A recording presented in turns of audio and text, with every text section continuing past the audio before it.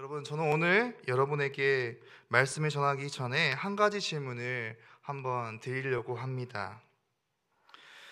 그것은 바로 결혼식이라는 의미를 어떻게 생각하고 있으신지 한번 질문을 드리고 싶습니다. 어떻게 생각하신가요?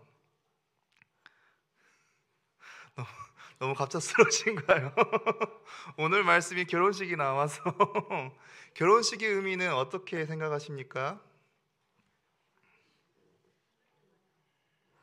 네, 대부분 사람들은 행복하고 기쁨이 넘치는 자리라고 생각할 것입니다. 사랑하는 두 사람들이 만나서 기쁨으로 이제 주위 사람들에게 축복을 받은 그런 자리이기 때문에 우리가 생각하기에는 기쁨의 자리, 축복의 자리, 감사의 자리라고 생각할 것입니다. 그런데 때때로 그렇게 기쁘고 완벽해 보이는 자리에서도 예상치 못한 일이 발생하곤 합니다. 제가 재작년 여름 참석했던 결혼식에 있었던 일인데요. 평범한 결혼식이었습니다. 결혼식장도 아름다웠고 결혼을 준비하는 신랑 신부분들도 만났을 때 처음에는 너무 아름답고 너무 선남선녀가 만나는 그런 부분 안에서 축복이 너무 하고 싶은 거예요. 그러면서 마음으로 축복을 하면서 이 결혼식을 바라보고 있었습니다. 그런데 그 결혼식이 시작할 때 갑자기 어떻게 됐을까요? 얘기하고 싶지 않지만 문제가 생긴 거예요. 문제가. 원래는 제가 결혼식 끝나고 나서 물어봤습니다. 왜 그런 상황이 일어났냐라고 물어봤을 때 그 결혼식 하시는 신부분이 저에게 얘기해 주셨는데요.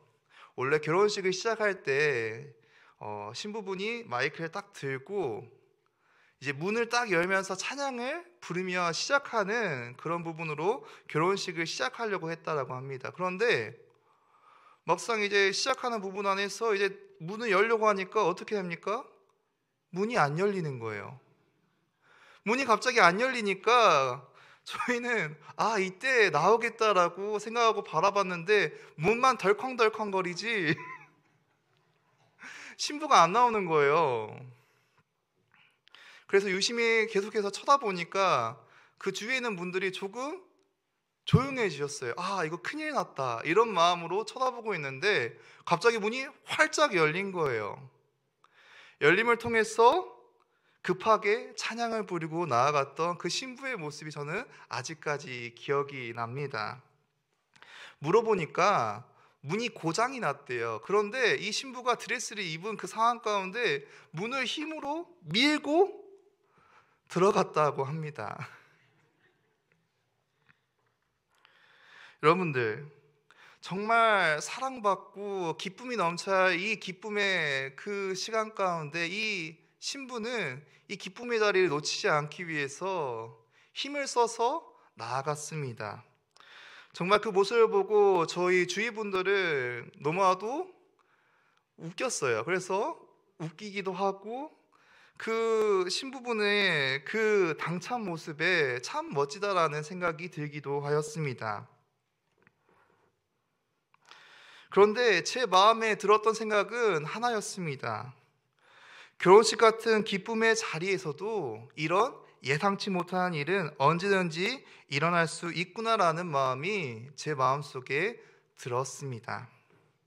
그렇습니다, 여러분. 아무리 기쁘고 완벽해 보이는 자리라 할지라도 문제가 전혀 없는 삶의 순간은 없습니다. 오히려 기쁨이 가득한 자리, 기쁨이 가득한 자리에서 모든 것이 잘 되어가는 그때에 갑자기 예상치 못한 일이 생기기도 합니다. 그런데 놀라운 것은 그런 문제의 순간이 하나님께서 오늘 말씀을 통해서 보여주시는 것은 역사하시고 일하신다라는 사실입니다. 오늘 우리에게 함께 살펴볼 가나안의 혼인잔치도 바로 그런 자리였습니다. 기쁨과 축복이 넘쳐야 할 그런 결혼식장에서 갑자기 포도주가 뚝 떨어져 버린 상황인 것입니다. 그 문제가 생겼습니다. 여러분들 그 당시 포도주는 포도주 없이 그냥 물 마시고 하면 되지라고 생각할 수 있겠지만 포도주가 갖고 있는 상징성이 있었어요. 그 포도주는 단순한 음료가 아니라 기쁨과 축복의 상징이었습니다. 포도주가 떨어졌다는 것은 그 기쁨이 사라졌다라는 의미이기도 하죠. 바로 그 부족한 그 시간 가운데 예수님의 첫 번째 기적이 시작되었음을 기억해 주시기를 바랍니다. 여러분, 이 사건은 단순히 결혼식에서 일어난 신비한 일이 아니에요. 이런 이야기가 있었구나 하고 넘어갈 그런 부분이 아닙니다. 이 일은 우리의 일상 속에서 하나님이 어떻게 역사하는지를 보여주는 중요한 본문이기도 합니다. 오늘 우리는 이 말씀을 통해서 내 삶의 포도주가 떨어졌을 때 나는 어떻게 반응해야 할까? 그리고 그때 하나님은 어떤 방법으로 나를 이끌어 가시는지에 대해서 이 두 가지를 함께 나누고자 합니다. 오늘 본문 말씀 2절, 3절 말씀을 함께 읽겠습니다. 예수와 그 제자들도 혼례의 청함을 받았더니 포도주가 떨어진지라 예수의 어머니가 예수에게 이르되 저들에게 포도주가 없다 하니. 아멘. 지금 현재 예수님과 제자들은 한 혼인잔치에 초대를 받았습니다. 여러분, 초대받았다는 것은 어떤 의미입니까? 그저 밥 먹으러 와라 이런 부분으로 보낼 수도 있겠지만 이 사람과 너무나도 관계가 너무 깊기 때문에 내 하나뿐인 그 결혼식에 기쁨을 함께 나누고 싶어라고 하는 그 마음의 표현 아니겠습니까? 초대에는 그 사람의 마음이 담겨 있습니다. 누군가를 초대한다는 것은 당신과 이 기쁨을 나누고 싶습니다라는 표현이기도 해요. 아마 가나안 혼인잔치의 주인공들도 그런 마음으로 예수님과 그분의 제자들을 초대했을 것입니다. 그런데 그렇게 기쁨으로 시작한 잔치에 이번에 말씀을 드렸던 결혼식처럼 문제가 생긴 것입니다. 그런데 그때 등장한 사람이 한 사람이 있습니다. 누구입니까? 그 일들을 해결하려고 했던 사람이 있었어요. 네, 맞습니다. 그의 어머니였던 마리아였습니다. 마리아. 예수님의 어머니 마리아가 예수님께 다가와 이렇게 말하는 거예요. 저들에게 포도주가 없다 하니. 마리아의 이 말은 단순한 상황 보고가 아닙니다. 그 말 속에는 이 문제를 예수님께 맡깁니다라는 믿음의 고백이 담겨 있습니다. 자신의 힘으로 해결할 수 없지만 예수님이라면 하실 수 있다라는 그 믿음이 있는 거예요. 그리고 바로 그 믿음의 기적이 오늘 말씀에서는 시작점이 되었습니다. 여러분, 예수님의 성경의 여러 장면을 보시면 알겠지만 자신을 드러내기 위해서 기적을 나타내시지는 않습니다. 무언가가 그 상황에 어려움이 닥쳤을 때, 부족할 때, 무언가가 그 고난이 닥쳤을 때, 나의 힘으로 아무것도 할 수 없는 그 자리에 있을 때 예수님의 기적이 이루어지는 것을 저희는 성경 말씀을 통해서 여러 번 보곤 합니다. 예를 들어 제자들을 찾기 위해 예수님께서 베드로를 찾아가셨잖아요. 그때 제자들의 문제는 무엇이었습니까?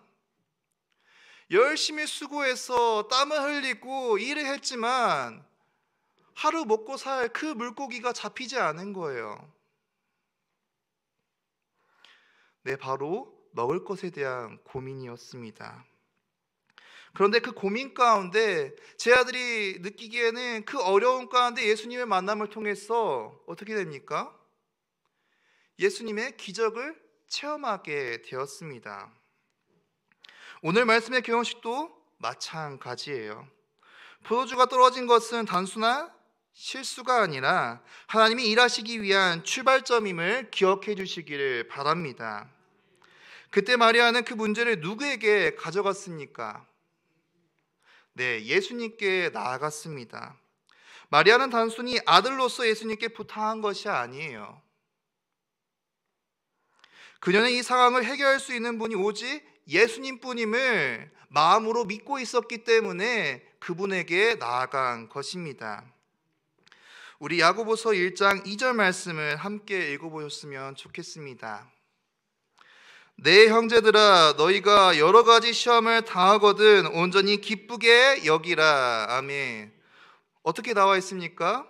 시험에 당하거든 온전히 기쁘게 여기래요. 기쁘게. 야고보는 현재 믿음의 사람들에게 시험과 어려움을 기쁘게 여기라고 권면하고 있습니다. 세상적인 생각으로 이해되지 않는 말일 것입니다. 고난 앞에서 어떻게 기뻐할 수 있겠습니까? 우리는 보통 근심하고 불평하고 답답해할 것입니다. 그런데 성경은 말하는 거예요. 기뻐해야 할 이유는 우리가 당한 문제와 고난이 주님의 손에 들려졌을 때 어떻게 바뀐다고요? 하나님이 쓰시는 그 기적의 도구로서 이루어진다는 사실을 말씀해주고 있는 것입니다. 기적의 재료가 된다는 것입니다. 하나님은 우리의 부족함을 통해 일하시고 우리의 눈물 속에서 새 일을 시작하고 계십니다. 그래서 성경은 기뻐하라고 말하는 것입니다. 그렇다면 여러분, 이 말씀은 우리의 삶에 어떻게 적용해야 하겠습니까?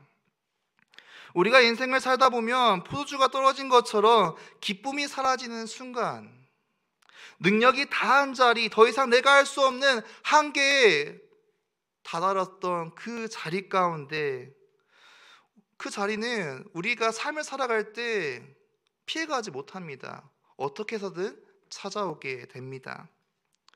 그때 우리는 불평하거나 낙심하는 대신 그 문제를 누구에게 가지고 가야 되겠습니까? 네, 예수님께 믿음으로 가지고 나아가야 합니다. 오늘 이 시간을 통해 예수님께 한번 맡겨봐 주시기를 바랍니다. 하나님이 일하실 수 있도록 믿음의 자리를 온전히 비워두시라는 거예요. 그것이 우리가 해야 할 일입니다. 여러분, 문제는 언제나 있습니다. 하지만 그 문제를 누구에게 가져가느냐가 오늘 말씀에서 기적을 결정했던 것입니다. 마리아처럼 예수님께 나아가는 믿음을 선택하셔서 그 믿음의 한 걸음이 고난을 축복으로 바꾸는 시작점이 되기를 바랍니다. 네, 우리 본문 말씀 4절에서 5절 말씀을 함께 읽겠습니다. 예수께서 이르시되 여자여 나와 무슨 상관이 있나이까? 내 때까지 아직 이르지 아니하였나이다. 그의 어머니가 하인들에게 이르되 너희에게 무슨 말씀을 하시든지 그대로 하라 하니라. 아멘. 현재 혼인잔치의 기적은 포도주가 떨어진 그런 문제로부터 발생됐지만, 그러나 그 문제가 기적이 되게 하는 그 결정적인 역할은 예수님의 그 어머니였던 그 믿음의 고백이었습니다. 마리아의 고백이었습니다. 마리아는 이 잔치에 그냥 손님으로만 참여할 수 없는 그런 상황이었나 봐요. 그래서 직접 예수님께 찾아가는 그런 모습들을 보여준 것 같습니다. 그래서 본문을 보면 그는 어려운 상황, 어려운 문제를 예수님께 도움을 요청했습니다. 그러면 우리가 이제 믿는 사람이잖아요. 믿는 사람이니까 도움을 요청했을 때 그 반응을 우리는 어느 정도 생각하고 요청하지 않습니까? 내 말을 들어주겠지, 내 말을 귀담아 두겠지라는 생각으로 지금 현재 마리아는 예수님께 말을 전한 것입니다. 그런데 예수님의 대답은 어떻습니까?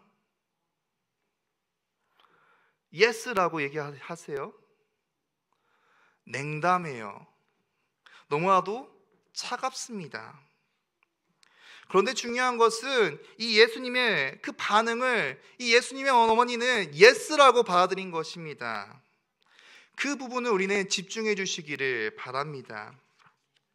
마리아가 이 말 자체를 예수님의 겁으로 보았다면 오늘 저희가 읽은 이 물이 포도주가 되는 이 역사에 그 말씀은 없었을 것입니다.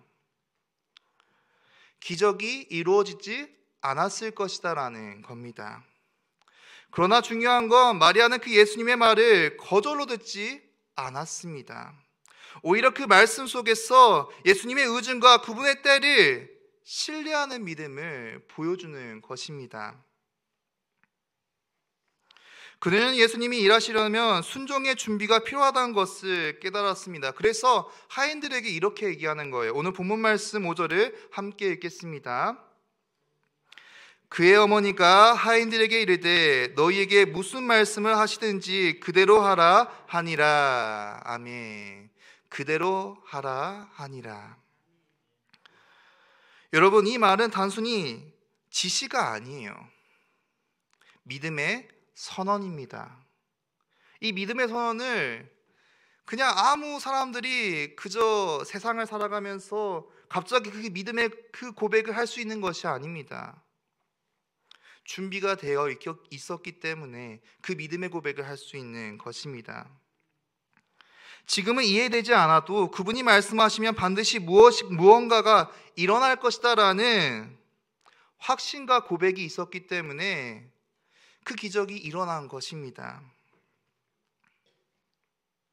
마리아는 현재 예수님께 얘기함을 통해서 당장 포도주가 없으니 물을 포도주가 되게 해주세요 라고 얘기하지 않습니다. 이렇게 예수님을 재촉하지 않아요. 그는 믿음이었습니다. 이런 마리아의 믿음과 비슷한 장면이 있었습니다. 우리 마태복음 15장에 나오는 이방 여인의 믿음을 함께 읽어보셨으면 좋겠습니다. 우리 마태복음 15장 24절에서 26절 말씀을 함께 읽겠습니다. 예수께서 대답하여 이르시되 나는 이스라엘 집에 잃어버린 양 외에는 다른 데로 보내심을 받지 아니하였노라 하시니 여자가 와서 예수께 절하며 이르되 주여 저를 도우소서. 대답하여 이르시되 자녀의 떡을 취하여 개들에게 던짐이 마땅하지 아니하니라. 아멘. 지금 어떤 상황입니까? 이 여인이 지금 너무나도 사랑하는 딸이 귀신에 들려서 제발 주님 도와주세요. 무릎을 꿇잖아요. 무릎을 꿇고 주님밖에 없습니다. 도와주세요 라고 얘기하는데 예수님의 반응은 어떻습니까? 오늘 본문 말씀에 나오는 마리아의 반응과 비슷해요. 너무나도 냉랭합니다. 오히려 이것보다 더 심하세요. 우리가 본문 말씀을 읽었던 우리 마태복음 15장 23절에서 26절까지 읽었던 본문 말씀을 보시면 이 말씀은 어떻게 보면 굉장히 모욕적인 말씀이에요. 그러나 이 여인이 거기에서 물러서서 좌절합니까? 남들이 갖고 있는 그런 믿음이 아니라 다른 믿음들을 보여주는 것입니다. 그럴수록 더욱 물러서지 않고 예수님을 붙드는 거예요. 맞습니다, 맞습니다, 주님. 그러나 개들에게도 그 빵의 부스러기를 먹지 않습니까? 그 부스러기의 믿음을 주십시오라고 그 믿음의 고백을 하시지 않습니까? 여러분, 예수님은 이 여인의 모습을 보며 통해서 여인의 태도가 참 좋다라고 말하지 않아요. 봐라, 이 여인이 이런 모욕 가운데 끈질기게 요구했다라고 칭찬하지 않습니다. 어머니의 사랑이 얼마나 큰지에 대해서 그들에게 말하지 않아요. 단지 예수님은 한마디 하셨습니다. 한마디. 뭐라고 말씀하십니까? 보아라, 이 여인의 믿음을 보아라. 이 여인의 믿음을 보라라고 말씀하고 계십니다. 여러분, 기적을 이루는 데 있어서 우리에게 필요한 것은 무엇입니까? 제가 계속해서 얘기하고 있습니다. 무엇입니까? 네, 믿음입니다. 믿음. 종종 주님이 이렇게 냉담한 반응을 보일 때도 있고, 주님이 내가 원하는 방법대로 내가 원하는 장소에서 내가 원하는 그 시간 가운데 주님이 이때입니다라고 기적을 바랄 때가 있잖아요. 그러나 어떻게 됩니까? 네, 그 기적은 이루어지지 않습니다. 그래서 저희는 실망하고 낙심할 때가 종종 있습니다. 그러나 오늘 본문 말씀에서는 우리에게 계속해서 얘기해주고 있는 거예요. 우리에게 필요한 것은 믿음이라는 사실을 계속해서 전해주고 있습니다. 예수님에 대한 온전한 믿음이 우리에게 필요하다라는 것입니다. 하나님이 그 병을 고칠 수 있을까 없을까? 내 이 상황을 타파시킬 수 있을까 없을까? 고민하지 마시길 바랍니다. 하나님께는 문제가 되지 않습니다. 도리어 하나님은 우리에게 그 문제 가운데, 그 어려움 가운데 질문하고 계시는 거예요. 너는 나를 믿고 있니? 하나님에 대한 믿음이 있니? 그렇게 물으시고 계십니다. 예수님은 전혀 관심 없는 것처럼 마리아에게 이것이 나의 무슨 상관이 있습니까? 라고 얘기했지만 마리아를 통해 믿음을 보신 것입니다. 사랑하는 성도 여러분, 우리에게 믿음이 필요합니다. 마리아는 예수님의 말씀을 예스라고 해석했습니다. 여러분, 우리가 우리의 문제를 가지고 우리의 부족함을 가지고 기도를 하고 하나님께 나아갈 때 하나님이 우리의 여러 모양으로 응답하시고 말씀해 주십니다. 우리 주위 가까운 분들을 통해서도 역사하실 수 있고 우리 담임 목사님의 설교 말씀을 통해서 다양하게 응답하실 때가 있습니다. 여러분, 믿음은 내가 믿을만 해서 믿는 걸 믿음이라고 말하지 않아요. 내 눈에 보이기 때문에 믿는 게 아니고 보여지지 않지만 내 경험과 내 생각으로는 아니지만 하나님을 믿기 때문에, 예수님을 믿기 때문에 그분이 그 말씀하시는 그 말씀을 믿는 것입니다. 그것을 믿음이라고 하죠. 하나님이 우리에게 보여주는 사인을 온전히 해석하고 믿음으로 받아들일 수 있는 저와 여러분이 되기를 바랍니다. 네, 본문 말씀 7절 8절 말씀을 함께 읽겠습니다. 예수께서 그들에게 이르시되 항아리에 물을 채우라 하신즉 아기까지 채우니 이제는 떠서 연회장에게 갖다 주라 하시매 갖다 주었더니. 아멘. 여러분들, 저희는 믿음에 대해서 계속해서 얘기하고 있습니다. 그 믿음은 그 내용을 보고 따르는 것이 아니라고 저희는 계속해서 보고 있습니다. 그 믿음 가운데 그러면 딸려오는 것이 있는데 그것은 무엇이겠습니까? 그러면 네, 맞습니다. 순종입니다. 순종. 믿음과 순종은 떼야 뗄 수 없는 관계입니다. 그것을 순종하는 것입니다. 노아가 방주를 지을 때 노아에게 필요했던 것은 능력이었습니까?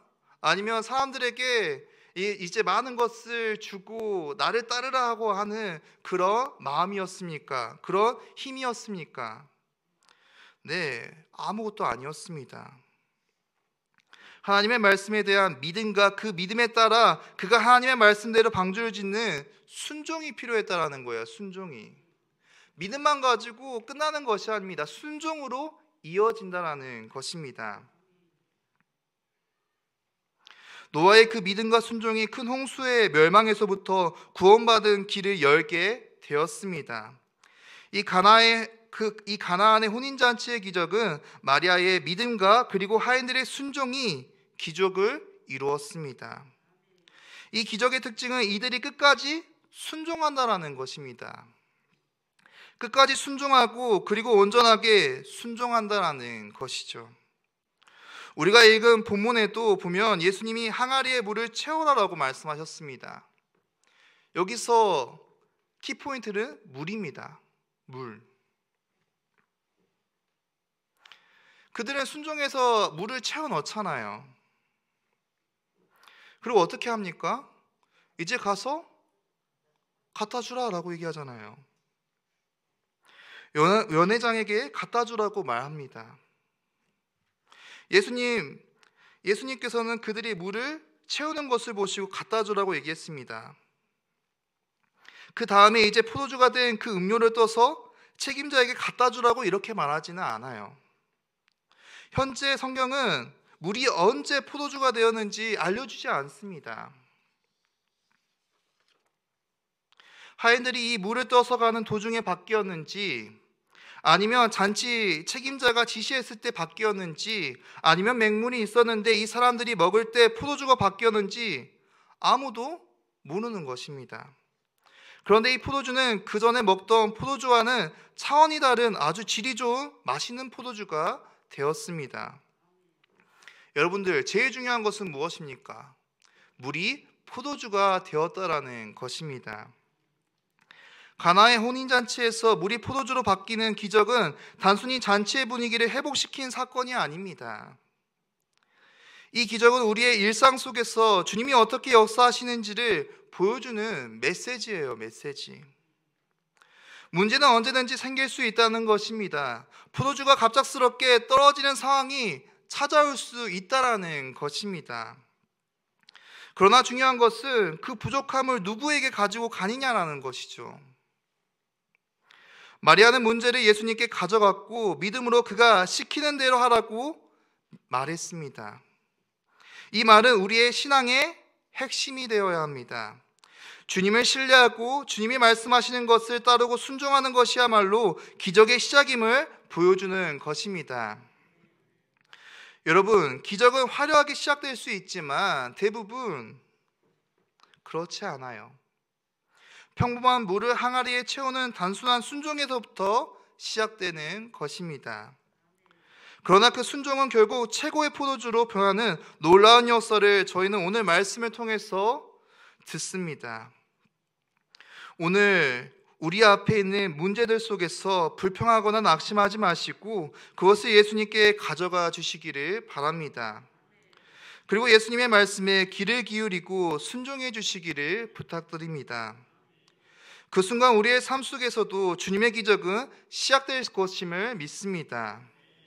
믿음으로 순종할 때 기적은 반드시 일어날 줄 믿습니다. 기적은 예수님께서 행하시지만 순종은 우리의 몫이라는 거예요. 우리의 몫. 우리의 작은 순종을 통해 하나님은 크신 일을 이루신다라는 것입니다.